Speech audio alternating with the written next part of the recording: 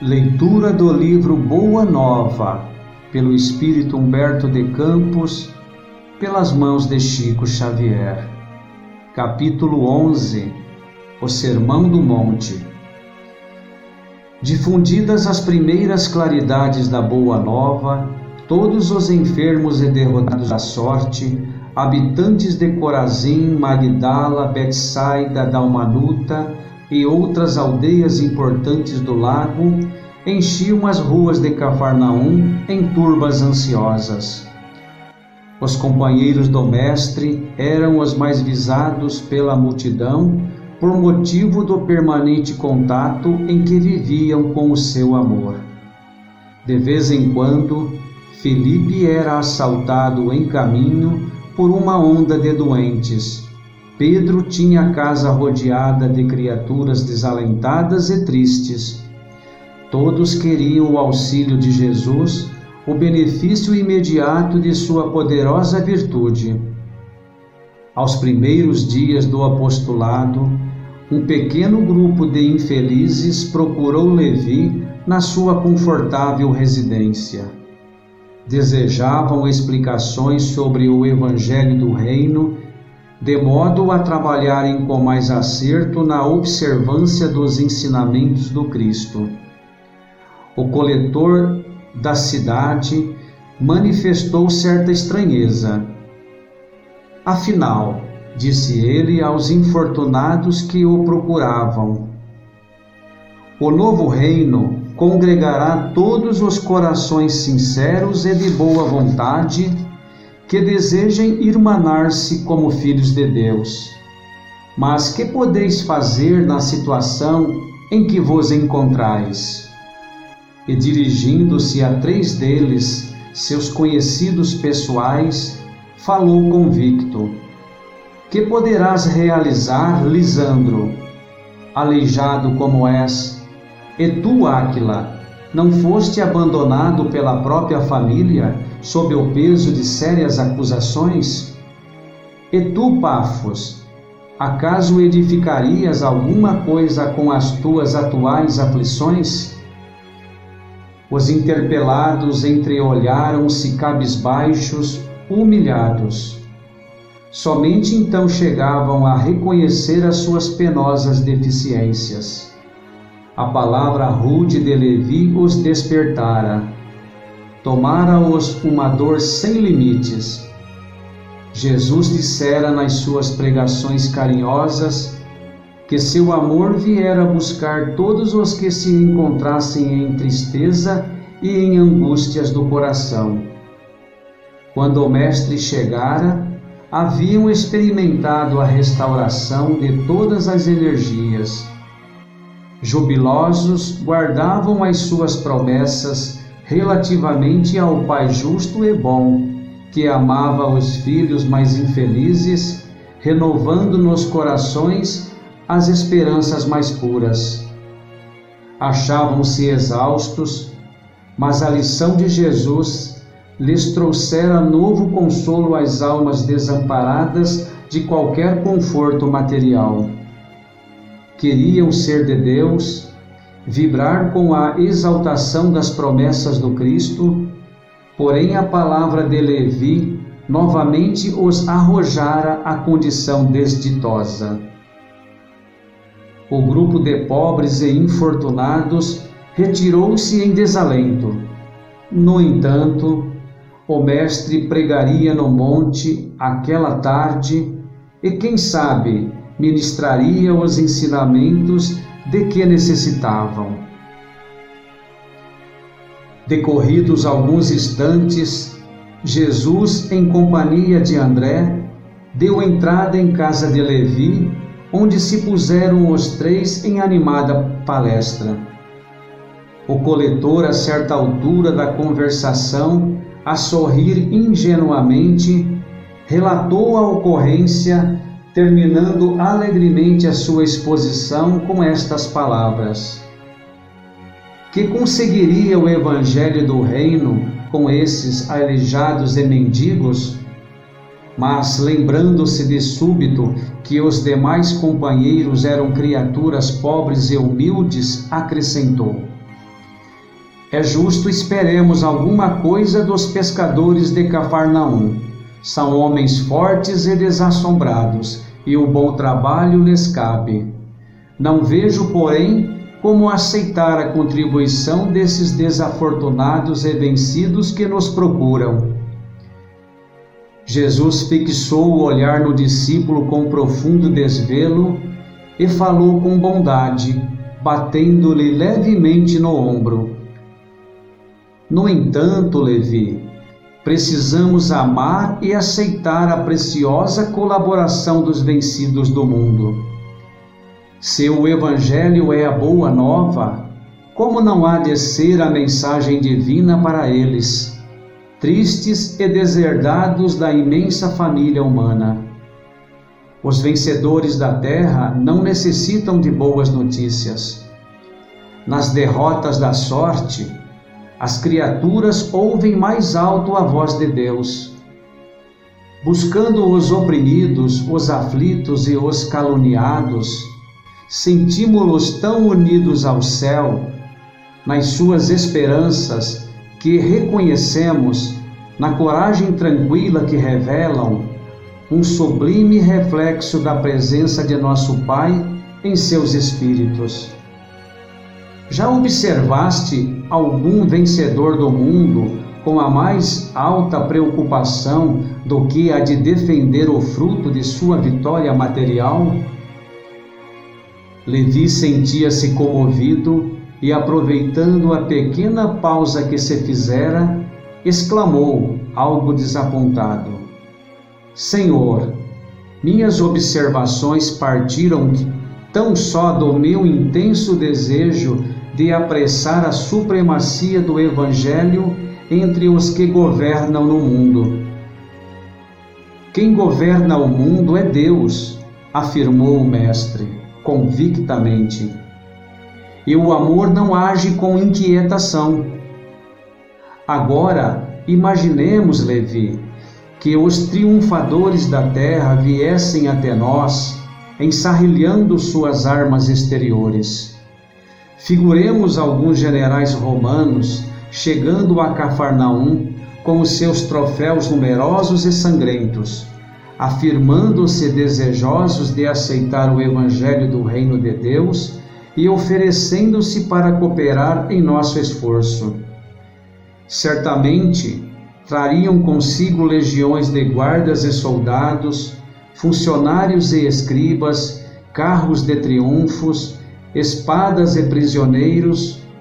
Começariam protestando contra as nossas pregações pelas estradas desataviadas da natureza.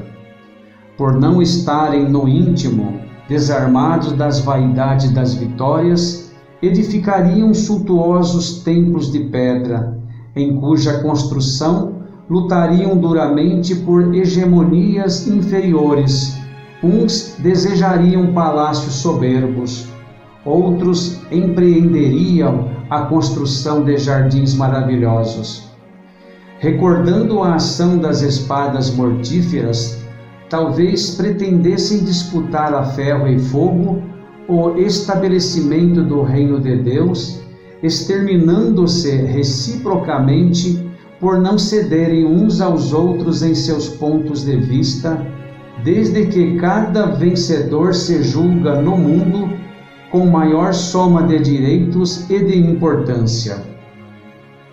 A pretexto de lutarem em nome do céu, espalhariam possivelmente incêndios e devastações em toda a terra. E seria justo, Levi, trabalhássemos por cumprir a vontade de nosso Pai, aniquilando seus filhos, nossos irmãos? O apóstolo o ouvia assombrado, em face da profundeza de sua argumentação.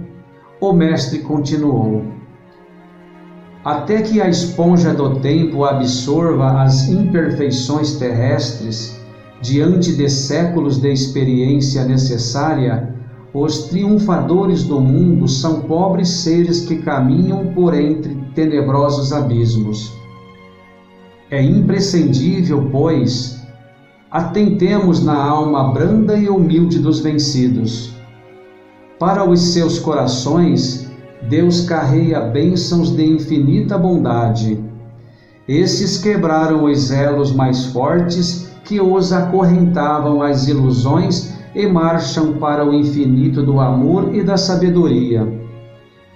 O leito de dor, a exclusão de todas as facilidades da vida, a incompreensão dos mais amados, as chagas e as cicatrizes do espírito são luzes que Deus acende na noite sombria das criaturas. Levi, é necessário amemos intensamente os desafortunados do mundo. Suas almas são a terra fecundada pelo adubo das lágrimas e das esperanças mais ardentes, onde as sementes do Evangelho desabrocharão para a luz da vida. Eles saíram das convenções nefastas e dos enganos do caminho terrestre e bendizem do nosso Pai, como sentenciados que experimentassem, no primeiro dia de liberdade, o clarão reconfortante do sol amigo e radioso que os seus corações haviam perdido. É também sobre os vencidos da sorte, sobre os que suspiram por um ideal mais santo e mais puro do que as vitórias mais fáceis da terra, que o Evangelho assentará suas bases divinas. André e Levi escutavam de olhos úmidos os conceitos do Senhor, cheios de sublimada emoção. Nesse interim, chegaram Tiago, João e Pedro, e todo o grupo se dirigiu alegre para um dos montes próximos. O crepúsculo descia num deslumbramento de ouro e brisas cariciosas. Ao longo de toda a encosta, acotovelava-se a turba imensa. Muitas centenas de criaturas se aglomeravam ali, a fim de ouvirem a palavra do Senhor, dentro da paisagem que se aureolava dos brilhos singulares de todo o horizonte pincelado de luz. Eram velhinhos trêmulos, lavradores simples e generosos, mulheres do povo agarradas aos filhinhos, entre os mais fortes e sadios, viam-se cegos e crianças doentes, homens maltrapilhos, exibindo as verminas que lhes corroíam as mãos e os pés. Todos se comprimiam ofegantes. Ante os seus olhares felizes, a figura do Mestre surgiu na eminência enfeitada de verdura, onde perpassavam brandamente os ventos amigos da tarde, deixando perceber que se dirigia aos vencidos e sofredores do mundo inteiro, e como que esclarecendo o espírito de Levi, que representava a aristocracia intelectual entre os seus discípulos, na sua qualidade de cobrador dos tributos populares, Jesus, pela primeira vez, pregou as bem-aventuranças celestiais. Sua voz caía como bálsamo eterno sobre os corações desditosos. Bem-aventurados os pobres e os aflitos, bem-aventurados os sedentos de justiça e misericórdia, bem-aventurados os pacíficos e os simples de coração. Por muito tempo falou do reino de Deus, onde o amor edificaria maravilhas perenes e sublimadas. Suas promessas pareciam dirigidas ao incomensurável futuro humano. Do alto do monte soprava um vento leve em deliciosas vagas de perfume. As brisas da Galileia se haviam impregnado da virtude poderosa e indestrutível daquelas palavras, e obedecendo a uma determinação superior, iam espalhar-se entre todos os aflitos da terra. Quando Jesus terminou a sua alocução, algumas estrelas já brilhavam no firmamento como radiosas bênçãos divinas. muitas mães sofredoras e oprimidas, com suave fulgor nos olhos, lhe trouxeram os filhinhos para que ele os abençoasse. Anciões de frontes nevada pelos invernos da vida lhe beijavam as mãos. Cegos e leprosos rodeavam-no com semblante sorridente e diziam: Bendito seja o Filho de Deus. Jesus acolhia-os satisfeito, enviando a todos o sorriso de sua afeição. Levi sentiu que naquele crepúsculo inovidável uma emoção diferente lhe dominava a alma. Havia compreendido os que abandonam as ilusões do mundo para se elevarem a Deus. Observando as filas dos humildes populares que se retiravam, tomados de imenso conforto, o discípulo percebeu que os pobres amigos que o visitaram à tarde desciam ao monte abraçados, com uma expressão de grande ventura, como se os animasse um júbilo sem limite. O coletor de Cafarnaum aproximou-se e os saudou transbordante de alegria, compreendendo que o ensino do Mestre, em toda a sua luz, abrangia o porvir infinito do mundo. Grande esperança e indefinível paz lhe haviam penetrado o âmago do ser. No dia imediato, o ex-publicano abriu suas portas a todos os convivas daquele crepúsculo memorável. Jesus participou da festa, partiu o pão e se alegrou com eles.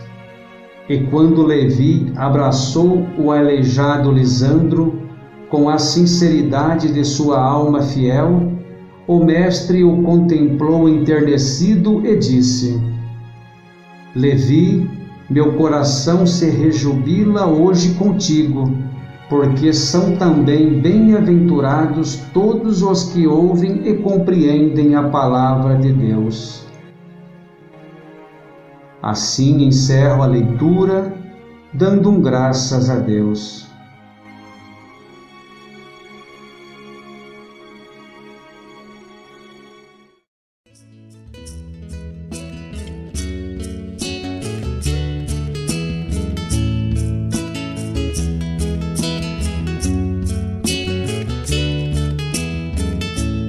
Ele chegou, vendo a multidão, subiu a montanha e sentou. Ele falou com tanto amor, e uma lição na sua voz ecoou. Bem-aventurados os pobres de espírito, porque deles é o reino dos céus. Bem-aventurados os que choram, pois serão consolados. Bem-aventurados os mansos, porque eles herdarão a terra. Bem-aventurados que têm fome e sede de justiça, pois serão saciados. Bem-aventurados os misericordiosos, pois obterão misericórdia. Bem-aventurados puros de coração, pois eles verão a Deus. Bem-aventurados pacificadores, pois serão chamados filhos de Deus. Oh, de Deus.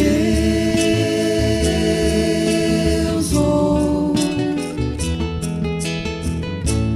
bem-aventurados os que são perseguidos por razões de justiça, porque deles é o reino dos céus. Bem-aventurados sois vós, quando vos injuriem e persigam e caluniem por minha causa. Exultai, alegrai, porque grande será a vossa recompensa no céu.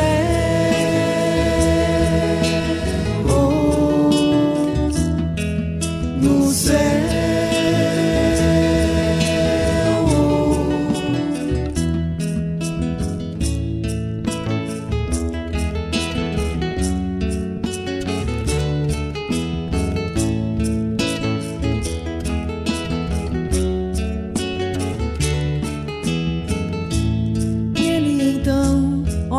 falou a lição que Deus Pai ensinou. Pai nosso que estás nos céus, santificado seja o vosso nome. Venha a nós o vosso reino, e seja feita a sua vontade, assim na terra como no céu.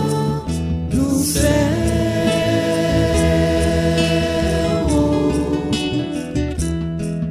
no céu,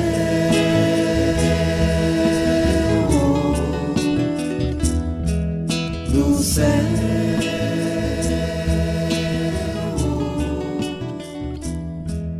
No céu.